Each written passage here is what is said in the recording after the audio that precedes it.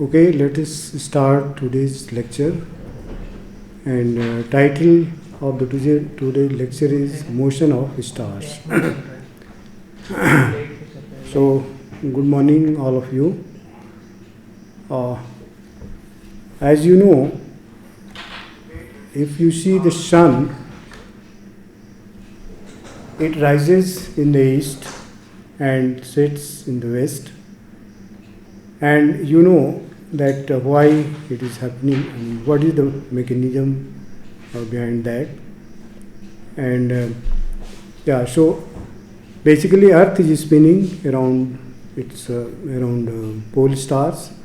So in that process, every star seems to rise in the east and sets in the west.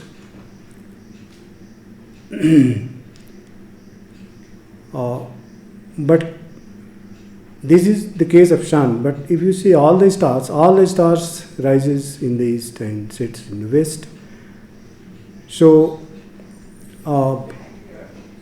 what is the reason behind that? Again, this is the star's apparent motion. We call this is apparent motion of the star because of the Earth's rotation. So, as we know, stars appears to be very fixed. If you study the motion of stars, you will find motion is very less of the stars. And why it is motion? It has a motion. We know that stars, in the galaxy we have a lot of stars, and if you go toward the center of the galaxy, you will find a lot of stars, and because of that gravity play important role in the motion of stars.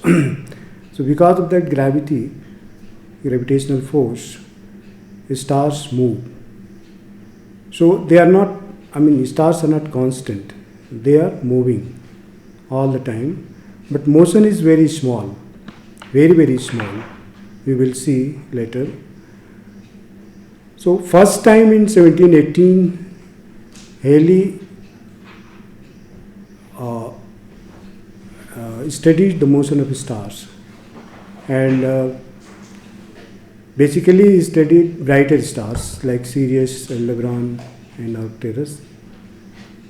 And what he did, he considered the position of stars, which was listed by Hipparchus around 300 BC. And he studied in 1718. So around 2000 years time gap, he measured the position second times in 1718. And he determined the distance, how much distance stars has moved. And so in this way, he realized that stars are moving. So what types of motions stars have? We already know that motion of stars, there is one type of motion is called radial motion, the motion along the line of sight. And we know that how we can determine that motion. If you take the spectra and compare with the laboratory spectra, and we can find what is the shift of lines, and using that shift we can determine the radial velocity. So this is one kind of motion. Second is that is called transverse motion. Like suppose this is a sun. Sun means we are in the solar system, so we can assume that we are at the Earth. Sun-Earth distance is very, less in comparison to the star distance, so we can assume that we are at the sun. So if this is the star, so this if you observe the spectra of this star, we can determine the redshifts, and using that redshift, we can estimate the radial velocity. So this velocity is along the line of sight, along the line of observations. And perpendicular to that, we have tangential velocity, and this is the tangential velocity. And so if you see the angle, how much this star has moved, and this is called the proper motion. This angle is called the proper motion, and this tangential component has two more component, and that is motion along the right ascension direction and motion along the declination direction. So if you overall we have motion in 3 dimensions. This one is the radial direction, and another is the in right ascension direction, and third one is the declination direction. So we have 3 components. So we can characterize all the stars using that 3 components. So proper motion is just the angle. If you measure the angle, and this is called proper motion. So one is the radial velocity, and second motion is the proper motion, and it has 2 components. And if you see, the proper motion is very small. For typical stars, it is 0.1 arcsecond per year. This 0.1 is, you can say, up to few parsecs distance, because as you go larger and larger distance, this angle becomes less and less. So it is getting difficult to measure that angle. But up to few parsec, stars have proper motion around 0.1 arcsecond per year. And near the solar system, we have largest proper motion stars, and that stars are called Barnard stars. And these stars have proper motion around 10 arcsecond per year. It is very high. This is the largest proper motion around the solar system. And that stars were discovered in 1916 by Barnard. And that velocity, proper motion is related to the sun. So we can determine absolute proper motion also related to the fixed stars. We will talk later. And distance of these stars is around 6 light year away. So it's very nearby. So that's why we have a larger proper motion around 10 arcsecond per year. So in nutshell, we have 2 motion of the stars. One is radial velocity, another is proper motion. These proper motions are cumulative, means with the time it accumulates this angle. If you observe, let's say, to know the proper motion, you have to know the position on 2 epochs, on 2 time. If time is very large, then we can estimate the proper motion, and if time is large, we will have large angle. So in this way, with large angle, you can estimate very accurately that angle. So to determine the proper motion, you have to wait for longer time. It's not like today we go to the telescope and find out the motion of stars. It will have time. It should have time gap of around 20 years to 50 years. So it's very long process. And so average proper motion is 0.1 arcsecond per year. So if you wait up to 10 years, so star will move around 1 arcsecond. So to measure 1 arcsecond is easier if we measure 0.1 arcsecond. And if you wait up to 100 years, star will move up to 10 arcsecond. So time, you wait for more time, you will get larger proper motion, and measurement of that motion, that angle, will be easier for that. So proper motion depends on distance also. Distance, stars which are at small distances have larger proper motion. Like if you see this diagram, here is the sun or V, and there is two stars, 1 and 2. So this is nearby. Suppose in 1 year it is moving from here to here, and this distance which is at stars which is at larger distance, it is moving from here to here. Right? If you see the angle, so this angle will be more, and the larger distance star have angle very less. So it depends on distance and proper motion. It depends on distance.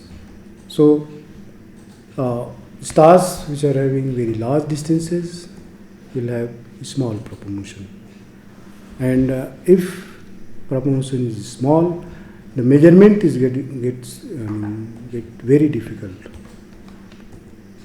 So for that we have to wait for longer. We have to wait for longer time. And with this angle, we can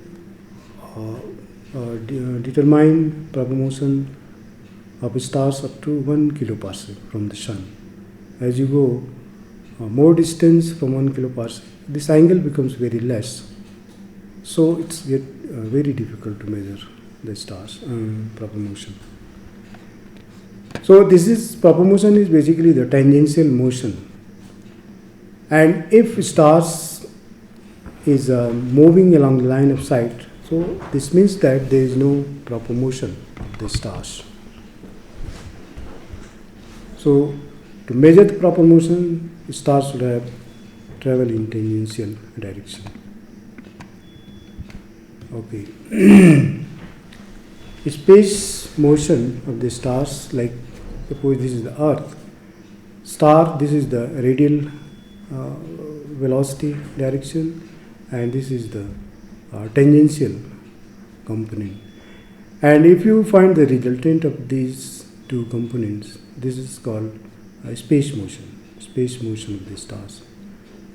So using proper motion and radial velocity, we can estimate this space motion, overall motion of the stars. So this is a simple formula written here. So V square is VR, is the radial component, and tangential component. So, and this tangential, this is the angle. This is a proper motion, and this is in angle. So that angle we can convert into kilometer per second using that formula. So in this way you can estimate the space motion of the stars.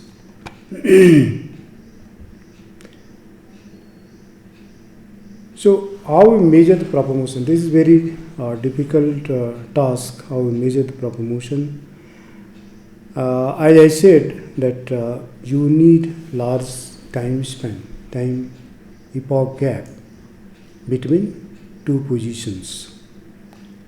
But earlier people have observed the stars using photographic plates, and using that plate, the accuracy of determining the positions were not so accurate. So although we have photographic plates, so we use that plates to determine the proper motion, but they are all limited to the stars, brighter stars basically, because with photographic plate we don't have fainted stars. So now we have CCD, large format CCDs, and advantage is that we can observe a lot of stars using that CCD. So this CCD data, along with the photographic plates, we can estimate the proper motion of stars, brighter stars basically. So to have a reliable proper motion, at least we have time gap around 20 to 50 years So we have photographic plates taken long ago, and using that plates and today's CCD data, we can estimate the motion of stars. How we determine that? We compare basically the two positions, photographic plate position and CCD positions of the stars. And that position we should have, we should try to get as much accurate as possible. So, if we determine the proper-motion relative to the foreground stars, that is called the relative proper-motion. This is relative to the some stars, because that stars is also moving. So we have some reference. We should have some reference. With that reference, we determine the motion of stars. If that star is background stars, very nearby stars, then we call relative proper-motion. And if you determine that proper-motion using extragalactic object like galaxies or quasars, which we assume that they are not moving because they are at large distances. So we have seen in earlier slide that if distance is very large, we can assume that, proper-motion is very small, I can say. If object is extragalactic object, like quasars or galaxies, we can assume that in 50, 20 years or 100 years, then they have not moved much. So we can consider that object as a fixed object. And if you determine the motion with respect to the extragalactic sources, that motion we call absolute proper-motion.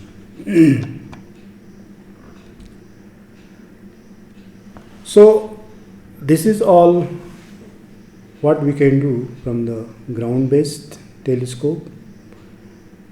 But with the ground-based telescope, we have limitations in accuracy of the positions and all. So people have launched the satellite to know the position of stars very accurately, and in that line, Hipparchus was launched in 1989 to collect the high precision position and parallax. If you know the parallax, we can estimate the distance. So aim was to find the very high accurate positions of that star. So if you know the positions, we can estimate the proper motion of that star. And with this Hipparchus telescope, people have measured parallax for 100,000 stars, and distance is about 10% accurate distances up to 100 parsec. So not very very long distances. In that direction, second mission was launched in 2013, and that mission was called Gaia mission, to know the positions and parallax and proper motion of the stars. Hipparchus also measured the proper motion of stars, but only for brighter stars, maybe 12 to 13 magnitude brighter stars. But Gaia mission, we can, people have estimated up to 20th magnitude with very high accuracy, around 1 to 2 milliarcsecond per year proper motion. And lot of stars, around 20 million stars measured proper motion stars. And positions, accuracy in the positions is around, in positions is around 300 microarcseconds. So it's very accurate. And so if we know the proper motion and distance, we can estimate the tangential velocity, as we have seen in earlier slide. So using data of these missions and ground-based data, we can map the whole sky, whole galaxy. Then we can map the we can study the dynamics of all the stars in our galaxy, how they are moving, and what is the direction of that star. And using the dynamics, we can categorize in many parts of our galaxy. So here I put one slide how in last 2000 years accuracy in the positions people have achieved. So first time Hipparchus measured the position of stars with accuracy around 1000 arcsecond in positions, and that is for only 1000 stars. And it is very earlier, it's around 150 BC. So after that many people have tried to measure the stars positions with better accuracy, and we can see there is a jump here. So Tycho Brahe was the man who first time reached the accuracy of around 50 arcsecond in positions. And after that, many people tried and improved the positions by using different techniques to determine the positions. And in around 2000, Tycho, this is the space mission, and Tycho, this Hipparchus catalog, basically Hipparchus data. The Tycho catalog was produced using the Hipparchus data. So in that catalog, we have accuracy in positions around 0.1 arcsecond. And after that, you see there is a jump here. So this after Tycho, this Hipparchus, another, this Hipparchus satellite. This is only for brighter stars, we can say, brighter than 10th magnitude. We have position, accuracy in position 0.001 arcsecond. And this is position of Gaia, this Gaia data. With the Gaia data, we have very accurate positions, 0.401 arcsecond. So with time, you see, we develop new techniques, and with that techniques, we determine the accurate positions of stars. And reason for the accuracy was to determine the proper motion of the stars. So, yeah. So, if you talk about stars' motion in the galaxy, because in the galaxy we have a central mass black hole. So, with respect to the center of the galaxy, we can determine the velocity of all the stars, and this velocity we call U, V, and W component.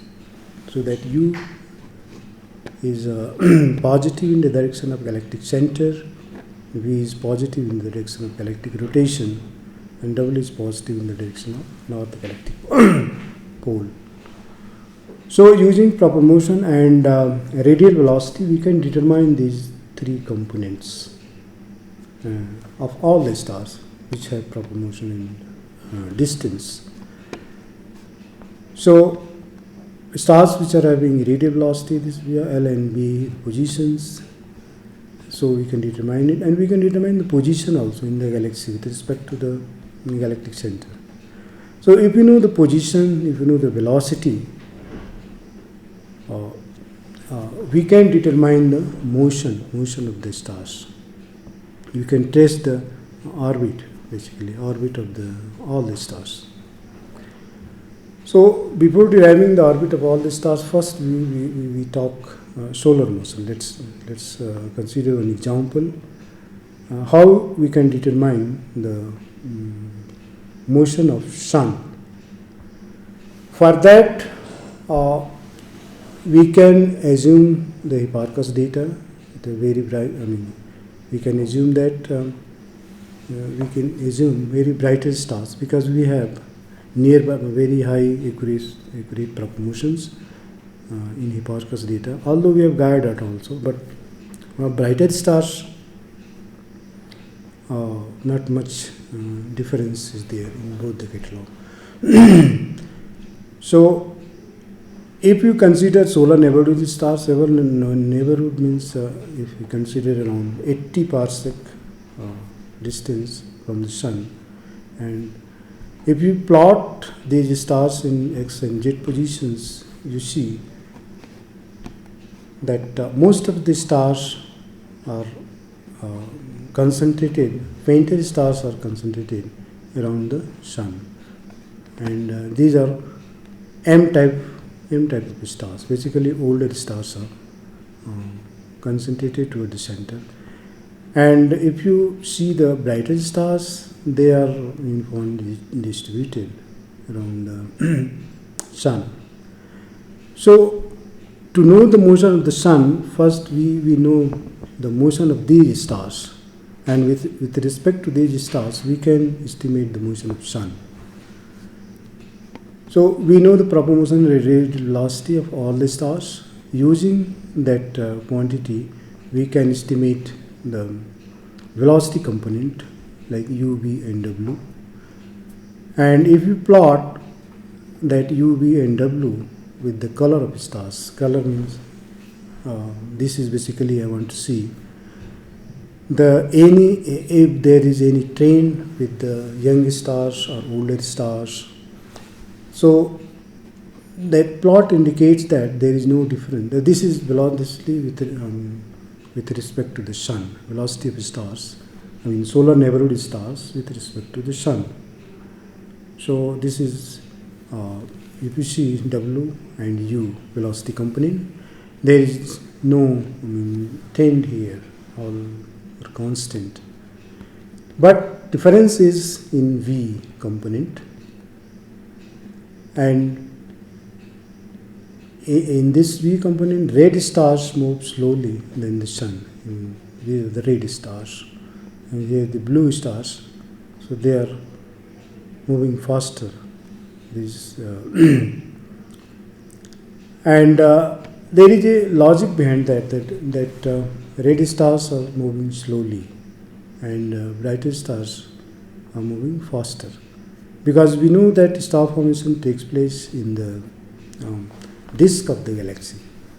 So young stars are basically in the disk, very thin disk, and older stars has moved from their birthplace, and after movement of their birthplace, they interact with the other stars. Gravitationally they interact, and because of that, this interaction, the velocity changes, and that's why the older stars are moving slowly, and younger stars are moving faster. That difference we call as drift, asymmetric drift. As you see, brighter star and fainter star, there is a difference. So that is called asymmetric drift. Yeah. So if you plot dispersion in velocity, and so in u, v and w, we can estimate at the dispersion 0, we can estimate the sun's velocity, and that velocity comes out to be v is 5.2 km per second, u is 10 km per second, and w is 7.2 km per second. So this is the motion of sun with respect to the neighborhood stars. This means, if we can determine the total motion, in fact, using that u, v and w by taking v square under root v square, u square and w square. So this is space motion, we can say, the sun's space motion. So if you know the motion, if you know the velocity component, if you know the radial velocity and velocity component with respect to the galactic center, we can trace the orbit of the stars. And we know that all the stars are moving. Basically, if you see the galaxy, we have three major components. One is the disk, and another is spheroid bulge, and third one is the halo. So, to know the motion, we have to know the gravitational potential of all these three components, because if a star is moving in the galaxy, contribution of three parts should be considered. So if you know the gravitational potential of these three components, we can trace the orbit of any stars which have proper motion and distance. So let us trace the orbit of Sun, because we know the positions of the Sun and velocity with respect to the solar neighborhood, and using that inputs we can trace the orbit of Sun. This X and Y, if you plot the orbit, it comes out to be circular. So mostly the stars which are lying in the disk, Sun is also lying in the disk, so they all have, if you plot you will see, they all have nearly circular orbit around the galactic center. And using that, if we plot time and radius of the orbit, we can estimate the orbital period, and for the Sun it comes out to be 150 million years. So in this way we can estimate, we can trace any orbit of any stars. So this is the general picture of disk star and hollow stars in our galaxy. So if you find motion of disk stars, all the stars have nearly circular motion, you can see, and hollow stars, they have elliptical orbit.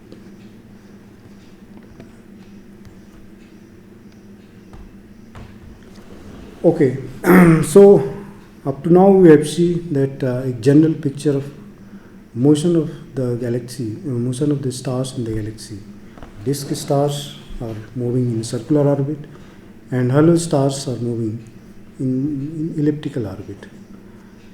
And in this way we can say that there is a systematic motion in the each part of the galaxy.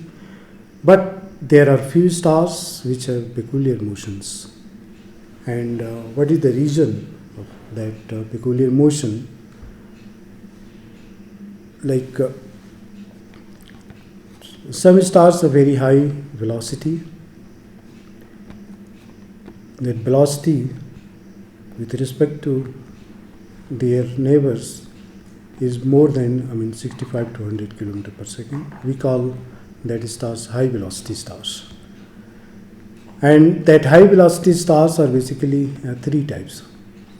And one is runaway stars, second is hollow stars, and third is hyper velocity stars.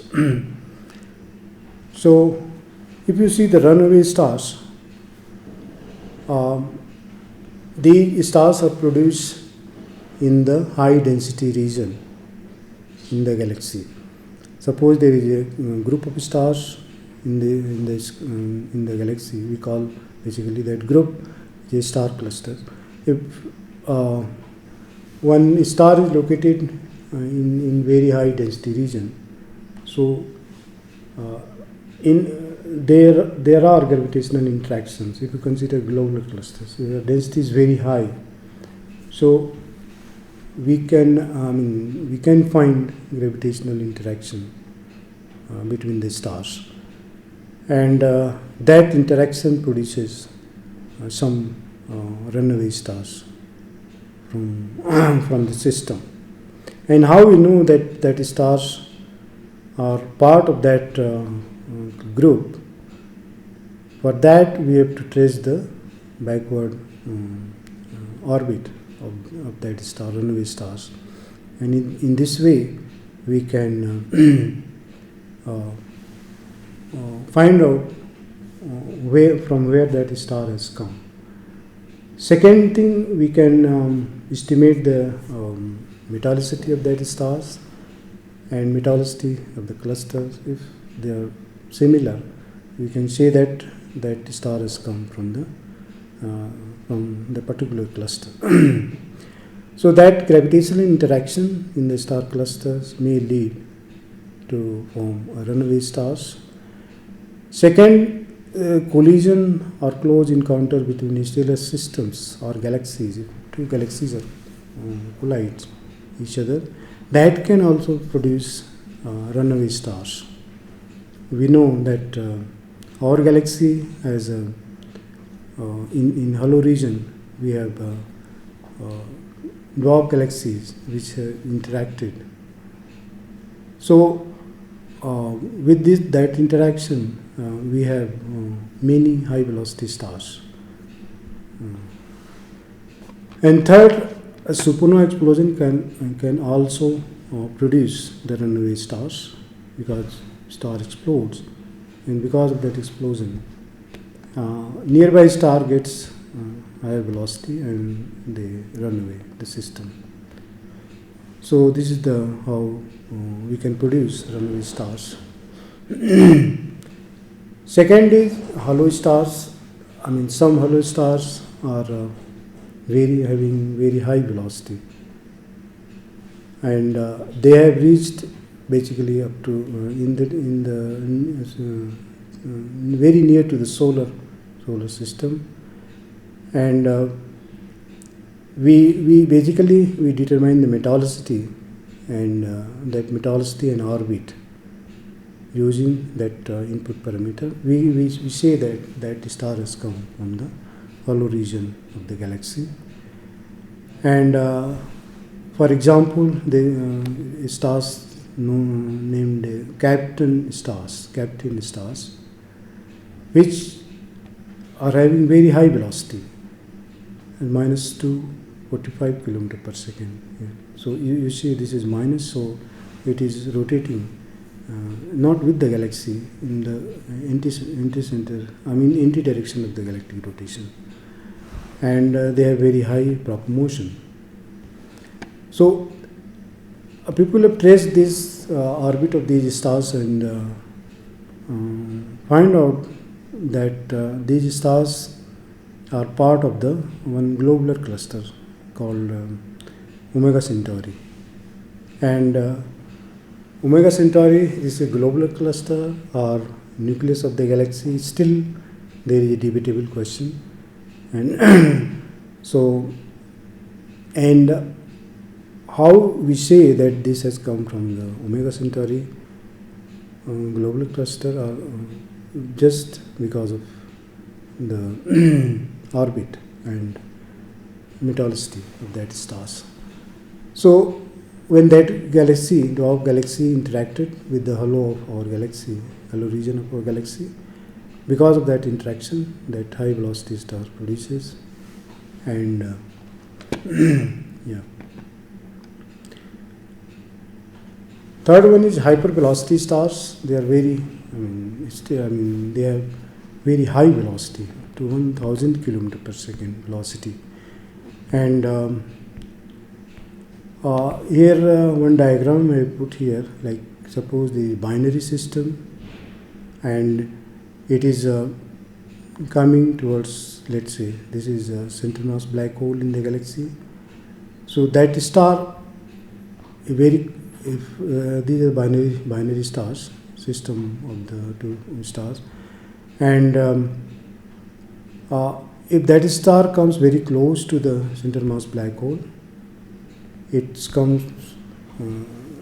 basically breaks that black hole, breaks the two stars, and one star starts rotating around the black hole and another one which basically produces very high velocity stars. So this is one example how we can produce very high velocity stars. So that center mass black hole in the galaxy can produce the very high velocity stars if binary system passes very nearby, very near to the galactic centers. Yeah. Okay, thanks. That's all.